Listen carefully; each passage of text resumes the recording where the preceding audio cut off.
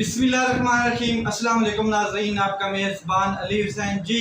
इमरान खान साहब ने की है डयाला जेल में गुफ्तगू। मुख्तसर गुफ्तगू थी क्योंकि कुछ शोर शराबा था औरतों का और ख़वातीन का, जिसकी वजह से वो ज़्यादा देर सहाफ़ियों से गुफ्तगू नहीं कर पाए। लेकिन गुफ्तगू के दौरान उन्होंने एक चीज़ वाज़ह कर दी है और वो ये है कि जनरल फैज़ हमीद को पकड़ने के पीछे वजह क्या है। उन्होंने कहा है कि जनरल फैज़ हमीद को जो एक पकड़ने का ड्रामा रचाया गया है वो मुझे मिलिट्री कोर्ट्स की तरफ ले जाने का इशारा है या उसकी तरफ मुझे ले जाया जाएगा, क्योंकि इनको पता चल गया है कि अब जितने भी केसेस थे मेरे पे वो सारे आहिस्ता आहिस्ता फारग हो रहे हैं। तो जनरल फैज़ हमीद को वादा माफ गवाह बनाने की कोशिश की जाएगी, कुछ ना कुछ उससे उगलवाने की कोशिश की जाएगी, कुछ ना कुछ उससे बयान दिलवाने की कोशिश की जाएगी, ताकि 9 मई के हवाले से इमरान खान साहब के खिलाफ कोई ना कोई बयान दिया जाए। हालांकि 9 मई फॉल्स फ्लैग ऑपरेशन था और ये सिर्फ इमरान खान साहब की पार्टी नहीं कह रही, बल्कि मुस्लिम लीग नून के अंदर के जो लोग हैं वो भी ये बात करते हैं। ANP के एमएल वली खान साहब भी ये बात कर चुके हैं और काफ़ी लोग ये बात कर चुके हैं कि ये एक ड्रामा रचाया गया है इमरान खान साहब को कंट्रोल करने के लिए। मगर जनरल फैज़ हमीद के हवाले से उन्होंने बिल्कुल वाज़ह कर दिया है कि इनको मालूम हो गया कि मेरे केसेस फारग हो चुके हैं और ये अदलिया में टिक नहीं रहे मेरे केसेस किसी बुनियाद पे भी। तो अब ये मुझे मिलिट्री कोर्ट्स की तरफ ले जाना चाहते हैं, तो कोई फ़र्क नहीं पड़ता है। ये जनरल फैज़ हमीद से जो कुछ भी उगलवाएंगे, जो कुछ भी ये करवाएंगे, वो इनके खाते में पड़ जाएगा। फिर इमरान खान साहब ने कहा कि जिस बंदे ने साजिश की होती है, जिस बंदे ने कॉन्स्पिरेसी की होती है, वो कभी ये नहीं कहता है कि जुडिशल कमीशन बनाया जाए।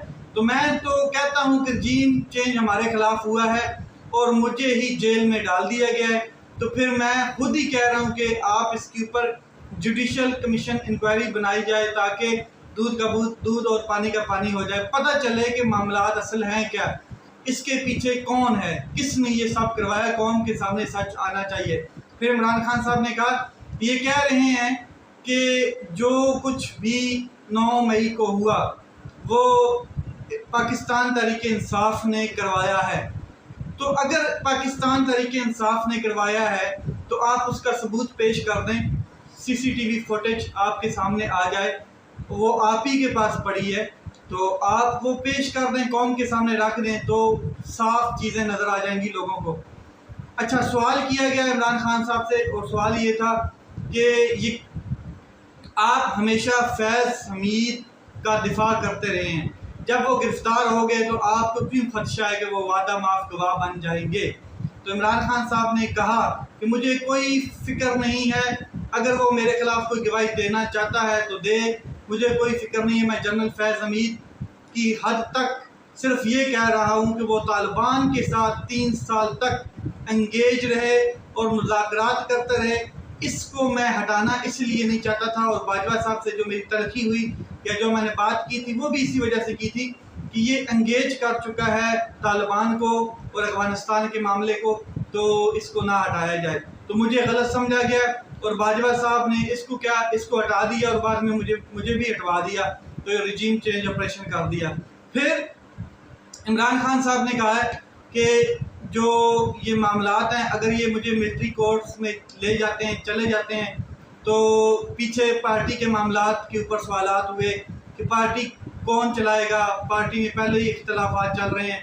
तो इमरान खान साहब ने कहा ये जो मर्ज़ी कर लें, जो कुछ मर्ज़ी कर लें, जिस किस्म के मर्ज़ी हथकंडे करने कर लें, साजिशें करनी कर लें, मेरी पार्टी मज़ीद मजबूत तर होती जा रही है और मुझे इससे कोई फ़र्क नहीं पड़ता। जनरल बाजवा जो है उसने मेरी कमर में छुरा घोंपा और बाजवा ने नवाज शरीफ से डील करके जनरल फैज़ को ओहदे से हटाया। ये कह रहे हैं कि फैज़ हमीद मास्टरमाइंड था। क्या फैज़ हमीद ने मुझे गिरफ्तार करवाया? बड़ा अहम सवाल कि जिसने गिरफ्तार करवाया वही मास्टरमाइंड है। 9 मई को इमरान खान साहब को गिरफ्तार किया गया, वही असल मास्टरमाइंड है जिसने गिरफ्तारी का ऑर्डर दिया। तो इनको शर्म नहीं आई, ये कह रहे हैं कि general Faiz Hamid Bushra be be کو ہدایت دیتا تھا، اس طرح کی یہ جو باتیں کر رہے ہیں۔ پھر عمران خان صاحب نے کہا بطور وزیر اعظم ان سے ایک سوال کیا گیا کہ آپ کو آرمی چیف بھی صحیح نہیں ملا، آپ کو D G I S I بھی صحیح نہیں ملا، تو آفس بوائے بھی ٹھیک نہیں ملا آپ کو، تو آپ کس چیز کے وزیر اعظم تھے؟ یہ صحافی نے سوال کیا تو عمران خان صاحب نے کہا کہ میں نے جنرل باجوہ کی مکمل حمایت کی، لیکن اس نے میری کمر میں چھرا گھونپا۔ پھر اڈیالہ جیل میں عمران خان صاحب نے اور مزید گفتگو کرنی چاہیے، لیکن وہاں پر شور شرابہ بہت تھا، آوازیں آ رہی تھیں خواتین کی، اور 3 مرتبہ عمران خان صاحب جو ہے وہ میڈیا ٹاک میں تھوڑے سے ڈسٹرب بھی ہوئے۔ اب چلتے ہیں، جو اہم ترین نیوز ہے وہ یہ ہے کہ عمران خان صاحب کی جو سسٹر ہیں علیمہ خان صاحبہ، انہوں نے بڑا ایک انکشاف کیا ہے، بڑی ایک اہم بات کہی ہے۔ انہوں نے کہا کہ کیا عمران خان صاحب کو یہ واقعی ہی ایلیمینیٹ کرنا چاہتے ہیں، عمران خان صاحب کو ختم کرنے چاہتے ہیں، اور اس کے لیے یہ پکا ارادہ کر چکے ہیں۔ دیکھیں، عمران خان صاحب جو ہیں وہ واحد شخص ہیں جو ان کی نیندیں حرام کر چکا ہے، جس نے نظام کو ایکسپوز کر دیا ہے، جس نے یوتھ کو شعور دے دیا ہے، جس نے جو نئی نسل ہے اس کا جو شعور کا جن ہے بوتل سے باہر نکال دیا ہے، اور اس کو بتا دیا ہے کہ حقیقی آزادی اصل کیا ہے، اور جو ہم آزاد ہیں یہ آزاد نہیں ہیں، یہ بیسیکلی غلام ہیں، اور غلام اور ایک آزاد شخص میں بڑا فرق ہوتا ہے۔ تو اب 2 بار نہیں 3 بار اٹیمپٹ کی جا چکی ہے کہ عمران خان صاحب کو کسی نہ کسی طریقے سے اسیسینیٹ کیا جائے یا ایلیمینیٹ کیا جائے۔ یہ جو بیان دیا ہے علیمہ خان صاحبہ نے، اس بیان کی بہت حقیقت بھی ہے، کیونکہ علیمہ خان صاحبہ صرف یہ نہیں جانتی بلکہ پوری قوم جانتی ہے کہ عمران خان صاحب کے اوپر گولیاں بھی چلی، عمران خان صاحب کے اوپر وزیر آباد میں 4 گولیاں ماری گئی۔ پھر جوڈیشل کمپلیکس میں عمران خان صاحب کو مارنے کا پورا پلان تھا کہ وہ جو ایک قتل ہو اور بھیڑ میں ہو جائے قتل، تو وہ بھی کرنے کی کوشش کی گئی۔ اس کے علاوہ اور بھی کوششیں کی گئی ہیں، مگر بچانے والی ذات بہت بڑی ہے۔ تو علیمہ خان صاحبہ درست کہہ رہی ہیں، وہ جانتی ہیں معاملات کو، اور یہ جو معاملات ہیں جو اب ملٹری کورٹس کی طرف جانے والے ہیں، یہ بھی یہی ہو سکتا ہے کہ شاید عمران خان صاحب کو آنے والے وقتوں میں کوشش کی جائے کہ ملٹری کورٹ میں جا کے سزا سنائی جائے، اور سزا سنائی جائے غداری کے کسی مقدمے میں کہ پاکستان کے ساتھ بہت بڑی کوئی غداری کی عمران خان صاحب نے، اور پھانسی کی سزا سنا دی جائے، جیسے ذوالفقار علی بھٹو کو ملٹری کورٹ نے سزا سنائی تھی۔ تو یہ معاملات اس طرف جانے کی ڈگر پر ہیں۔ دوسرا بڑا اہم معاملہ ہے، دوسرا معاملہ یہ ہے کہ جو ایک ایکسٹینشن پھنسی پڑی ہے، وہ آپ کو سمجھ نہیں آ رہی کہ ایک ایکسٹینشن قاضی فائز عیسیٰ صاحب کے ساتھ جڑی ہوئی ہے، اور دوسری ایکسٹینشن قاضی فائز عیسیٰ کی ایکسٹینشن کے بعد جڑی ہوئی ہے۔ دونوں ایکسٹینشن بڑی مینی خیز ہیں، اور عمران خان صاحب جو ہیں وہ کسی حالت میں بھی ایکسٹینشن کی طرف نہیں جانے دیں گے معاملات کو۔ اور جو اس ٹائم ماحول بن چکا ہے، ایک تو وقت بہت کم ہے قاضی فائز عیسیٰ صاحب کے پاس، کوئی تقریباً 65 دن رہ گئے ہیں، اور دوسرا ماحول اس طرح کا بن چکا ہے کہ وہ اب ججز اویلیبل نہیں ہیں، معاملات لگ نہیں عدالتوں میں، چھٹیاں ہیں، اور قاضی فائز عیسیٰ صاحب جو ہیں وہ پریشان بیٹھے ہیں۔ حکومت بھی اسی طرح پریشان ہے، حکومت کو پتہ ہے کہ قاضی فائز عیسیٰ صاحب جب تک سپریم کورٹ آف پاکستان میں ہیں تب تک ہم 3 سال آگے مزید حکومت کر سکتے ہیں، ورنہ کوئی بھی آنے والا چیف جسٹس جو ہوگا، خاص کر کے جسٹس منصور علی شاہ صاحب، تو انہوں نے یہ مقدمہ لگا دینا ہے، یہ کیس لگا دینا ہے جو فارم 47 فارم 45 کا ہے، اور یہ کھل جانا ہے جب کیس، تو پھر جو کوزے میں جن ہے وہ باہر آ جانا ہے، اور سب کے سب بے نقاب ہو جانے، اور یہ الیکشن دوبارہ الیکشن کی طرف کال بھی ہو سکتی ہے، یہ الیکشن کال عدم بھی ہو سکتا ہے، بڑے کچھ ہو سکتا ہے۔ مگر یہ لوگ چاہتے ہیں کہ کسی نہ کسی طریقے سے ایکسٹینشن کے معاملے کے اوپر آئیں، اور عمران خان صاحب کی یہ جو بہن نے بات کی ہے یہ 100% ٹھیک ہو سکتی ہے۔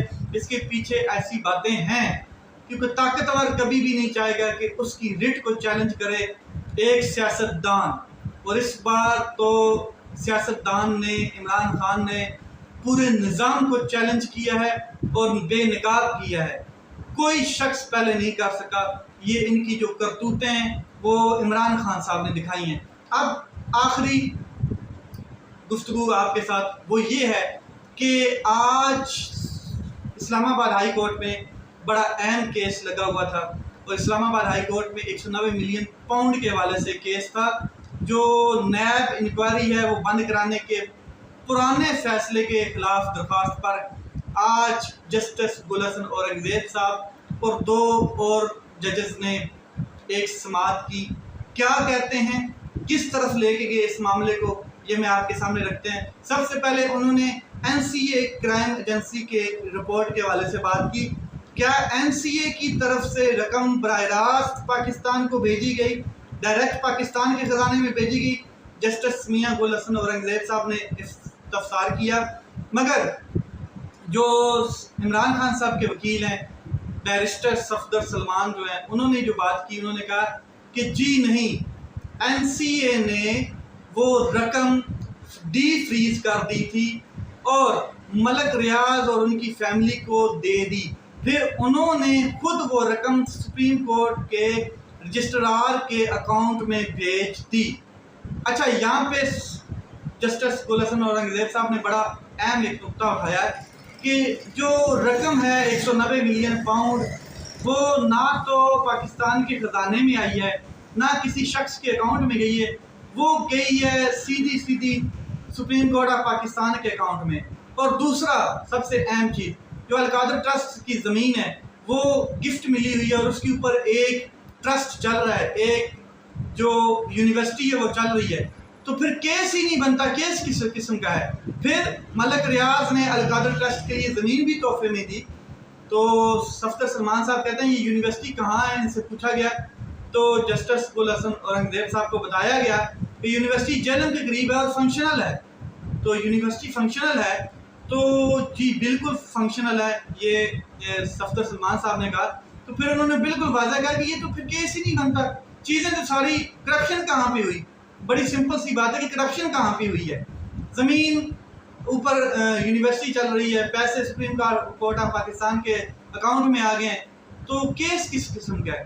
وہ انہوں نے اسلام آباد ہائی کورٹ جو ہے اس نے بڑا ایک آرڈر جاری کیا. ایک تو 190 ملین پاؤنڈ کا کیس کا جو ٹرائل ہے اس کا حتمی فیصلہ سنانے سے روک دیا گیا ہے احتساب عدالت کے جج کو، احتساب عدالت کو، اور دوسرا ساتھ میں جو ٹرائل ہے اس کو بھی روک دیا گیا ہے، اور نوٹس جاری کر دیا گیا ہے نیب کو کہ اپنی جو رپورٹ ہے وہ ہمیں پیش کی جائے. اب یہ چیزیں کس طرف چلتی ہیں، لیکن آج سپریم کورٹ آف پاکستان کے سامنے مذہبی جماعتوں نے دھرنا دے دیا ہے. آپ اندازہ لگائیں، ریڈ زون میں گھسے ہیں، گیٹ کھول کے توڑ کے، اور وہاں پر جلسہ اور دھرنا دے دیا گیا ہے. اور یہ فیصلہ تھا وہ جو مبارک ثانی کا کیس ہے قادیانی کا، اس کے فیصلے کے خلاف آج مذہبی جماعتیں نکلی ہیں. اس کے پیچھے پلان بی کیا ہو سکتا ہے وہ میں آپ کو ذرا کلیئر کر دوں. پلان بی یہ ہو سکتا ہے کہ 22 اگست کو عمران خان صاحب جلسہ کرنے جا رہے ہیں ترنول پہ، پاکستان تحریک انصاف اسلام آباد میں. تو یہ 144 لگائیں گے اور حالات کو کشیدہ کریں گے اور جلسے کو منسوخ کرنے کی کوشش کریں گے. اس کے علاوہ اور کچھ نہیں ہو سکتا ہے. یہ وہ جماعتیں، جو مذہبی جماعتیں ہیں، یہ کیسے سپریم کورٹ کے احاطے تک پہنچ چکی ہیں آپ اندازہ لگا لیں. جب پاکستان تحریک انصاف کوئی دھرنا دیتی ہے، جلوس نکلتی، جلسہ کرتی ہے، تو وہاں پر ٹیئر گیس، گولی تک چلا دیتے ہیں اور وہاں پر ریڈ زون سیل ہوتے ہیں. یہ معاملات فکس میچ مجھے لگ رہا ہے. لیٹس سی یہ معاملات کس طرف جاتے ہیں. اپنا خیال رکھیں، اپنے بھائی کے اس چینل کا خیال رکھیں. پاکستان زندہ باد.